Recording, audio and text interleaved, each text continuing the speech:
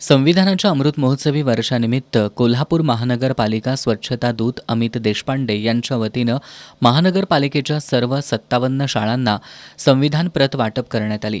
प्रत्येक शाळेतील एक विद्यार्थी आणि एक शिक्षक यांनाही प्रत सुपूर्द करण्यात आली. यावेळी संविधानाच्या प्रास्ताविकेचं सामुदायिक वाचन करण्यात आलं. जिल्हा विधी सेवा प्राधिकरणाच्या सचिव दीपाली डोईफोडे या कार्यक्रमाच्या अध्यक्षस्थानी होत्या.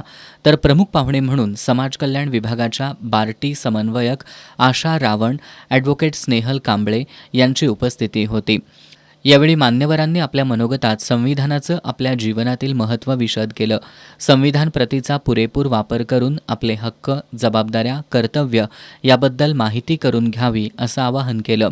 यावेळी विजय माळी, चंद्रकांत कुंभार, नचिकेत सरनाईक, अर्चना कुंडले, सुधाकर सावंत, मनोज बुरुड आदींसह शिक्षक, विद्यार्थी उपस्थित होते.